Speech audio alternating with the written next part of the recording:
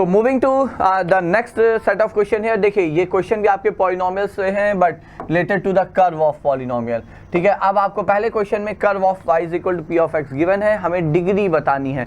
हमें पता है जहां जहां पे कर्व x एक्सिस को इंटरसेक्ट करता है वो सारे के सारे आपके जीरोज होते हैं। तो 4 जीरोज आपको दिख रहे हैं। तो what should be the answer here? क्या हमारा आंसर होना चाहिए डिग्री 4 है या हमारा आंसर होना चाहिए एटलीस्ट 4 है? बस इसीलिए क्वेश्चन है। तो देखिए यहाँ पे आप आंसर करोगे since we have 4 zeros but I will say 4 real zeros, क्योंकि देखिए आप आगे जानोगे कि किसी भी पॉलिनोमियल के एग्जैक्टली ये तो आपको स्टेटमेंट पता ही होगा कि जो डिग्री है कोई पॉलिनोमियल की एग्जैक्टली उतने जीरोस होते हैं। ठीक है, तो 5 डिग्री का पॉलिनोमियल है तो 5 जीरोस मिलेंगे क्या, बट सारे के सारे क्या रियल होंगे? तो that may not be possible.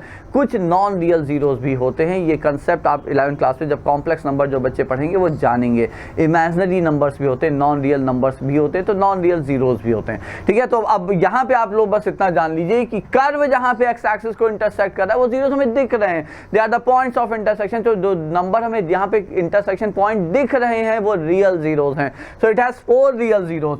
तो ये पक्का है कि डिग्री ऑफ द पॉलिनोमियल, जो पॉलिनोमियल की डिग्री है वो कम से कम 4 होगी, क्योंकि हो सकता है बाकी जीरोस नॉन रियल हों। So the purpose of this question is very simple. जितने जीरोस आपको दिख रहे हैं कर्व की हेल्प से उतनी डिग्री मिनिमम तो होगी ही होगी। उसके ऊपर डिग्री हो सकता है 10, 20, 25, 31 कुछ भी हो सकती है, क्योंकि बाकी सारे जीरोस फिर आपके नॉन रियल जीरोस हो सकते हैं, या हो सकता है 4 ही हो। If all the zeros are real तो फिर इसकी डिग्री 4 होगी। ठीक है, ये हो गया। अब आते हैं दूसरा क्वेश्चन जो बहुत ही इंपॉर्टेंट है हमारे अकॉर्डिंग। यदि आप कर्व ऑफ द पॉलिनोमियल को अच्छे से समझ गए हैं या समझना चाहते हैं तो ये क्वेश्चन, एक single question will be sufficient for everything here. So चलिए लेट्स मूव अहेड। देखिए अब सेकेंड क्वेश्चन पे आते हैं। सेकेंड क्वेश्चन में ऑफ कोर्स ये आपका ax² क्वाड्रेटिक पॉलिनोमियल का कर्व है ना। आपको वैसे भी यदि आप याद रखेंगे तो अच्छी बात है, ये पैराबोला कहलाता है। क्वाड्रेटिक पॉलिनोमियल का कर्व जो बाउल शेप है, 2 ही तरीके हो सकते हैं, ये ओपन डाउन या ओपन अप। ठीक है, या ये कर्व ओपन अप होगा या जैसे बना है ओपन डाउन वो होगा। हमें पता है जहाँ पे ये एक्स एक्सिस को इंटरसेक्ट कर रहा है वो आपके जीरोस हैं।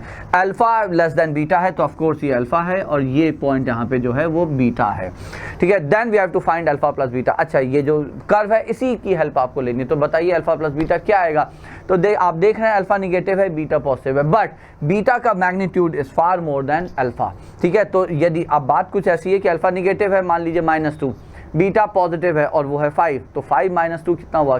3 हुआ। क्यों? क्योंकि 5 का मैग्नीट्यूड इन कंपैरिजन टू -2 के बड़ा है। तो चूंकि बीटा का डिस्टेंस ओरिजिन से ज़्यादा है तो ये मैग्नीट्यूड बड़ा है in comparison to the distance of alpha from 0 origin. ठीक है, बीटा का magnitude, I am repeating, is more than magnitude of alpha, hence alpha plus beta. तो पहला साइन आपको सिर्फ ऑब्जर्वेशन है ना, उससे आप देख सकते हो alpha plus beta is positive. What about alpha into beta? So that's really very obvious. एक निगेटिव 0 है, एक पॉजिटिव 0 है, तो alpha into beta is negative. इसमें कोई संशय नहीं है। ठीक है, इसमें कोई प्रॉब्लम है नहीं यहाँ पे।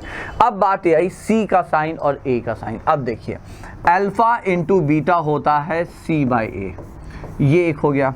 ठीक है, और अल्फा प्लस बीटा होता है -B/A, ये दूसरा हो गया। ठीक है, अब बताइए C का साइन और या A का साइन या B का साइन हमें कैसे पता चलेगा? अब यहाँ पे हम आपको एक चीज़ सजेस्ट करेंगे। देखिए जो सबसे इंपॉर्टेंट एस्पेक्ट है वो ये है, जब आप पॉलिनोमियल में यदि हम आपसे कहें यहाँ पे P ऑफ 0 लिखिए, x की जगह 0 रखिए, तो क्या आएगा? 0 + 0 + C।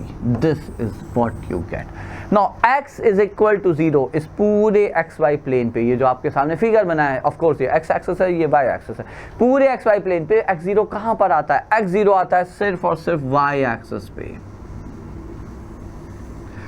याद होगा y एक्सिस के किसी भी पॉइंट पे x0 होता है। तो जब x0 आप पॉलिनोमियल में लिख रहे हैं, डाल रहे हैं, तो पॉलिनोमियल आपको वैल्यू c दे रहा है।